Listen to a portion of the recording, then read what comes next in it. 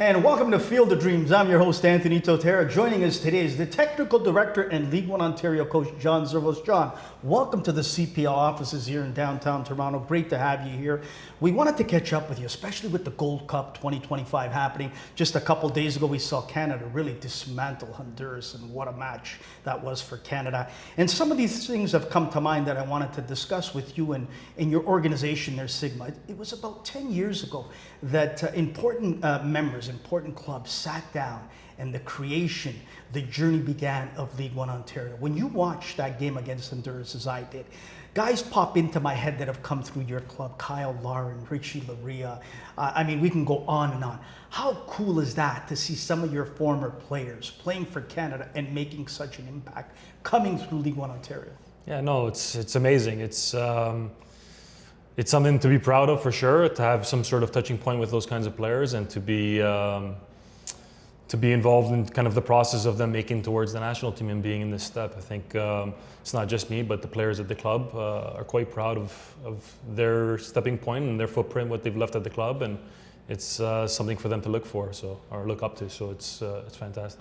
We talk about how they're at the national level, but they had to start at League One Ontario. The competitiveness, the journey that it is in playing in League One Ontario has gone for them in so many ways in a positive way, because it's prepared them not only for the national team, but their pro clubs. Talk about that competitiveness when you go up against a Vaughan, a Woodbridge, a North Toronto, et cetera, et cetera. How important is that for your athletes to get that competitive challenge every week? Yeah, for sure. It pushes the players for sure. It's I think when we look, like you said, 10 years ago, and we look at the void that wasn't there prior to League One existing, it was fantastic when it came in. It gave players like Kyle, Richie, Tejan an opportunity to excel and play at the highest level and do what they're doing now. It's a small piece, but it's something that's very, very good for them. But when we look at our players now, we're probably one of the youngest teams in the league, and it gives a super challenge, not just playing in the league, but playing against older opponents and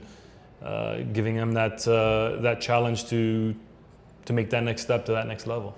You know, John, I hear a lot of people all over the world saying, here in Canada, we need to do a better job when it comes to developing players. And I laugh, quite frankly, because you know what? We talk about our players, we've shown them the respect and the spotlight because they deserve it. I don't think we acknowledge enough the work that yourself, your coaches, and many coaches all over this country are really doing at the grassroots level. Mm-hmm. They're doing it quietly. They're doing it in a way that you can see the fruits of their labor, and you can see the end product by what's happening with Canada in this Gold Cup and the way they're dismantling it.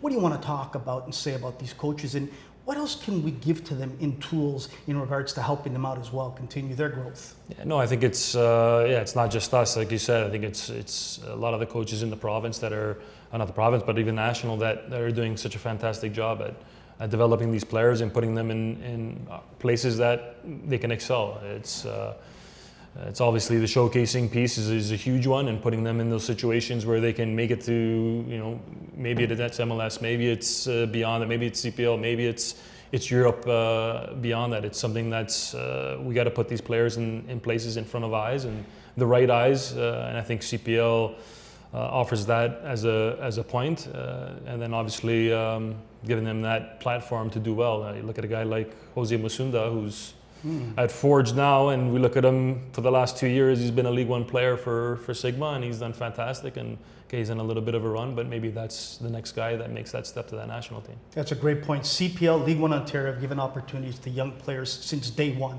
Mm-hmm. It's been seen in both leagues over time. How important is it, John, that we start to really push these 15, 16, 17-year-olds to really funnel up to League One Ontario and play with the best of the best and get challenged on a weekly basis instead of being stagnant maybe where they are? Yeah, it's important for sure. I mean, you look at guys like Alfonso Davies and guys who are at the top of our national team that got those opportunities at 15 years old, and I think it's important for Canadians to continue to do that, and it shouldn't be a fluke. It should be something that is systematic, and we're always pushing that 15 or 16-year-old to get those challenges. So by the time they're 17, 18, they're playing in top environments, and they're striving to be on that national team. You personally, and I know many coaches have made many sacrifices in your coaching journey. Yeah. Personal, on and off the field, you've given so much, okay?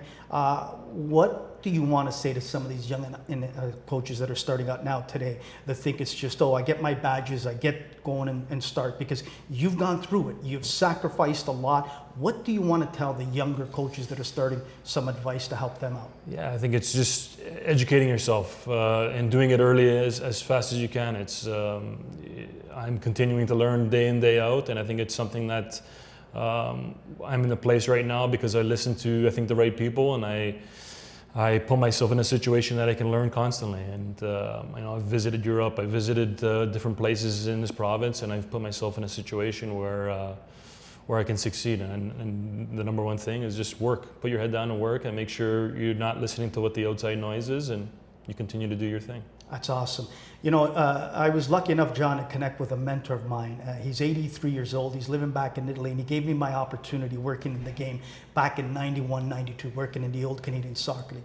Who's been a mentor for you? Who are you still maybe in touch with, or who gave you that journey to start with? Who helped you?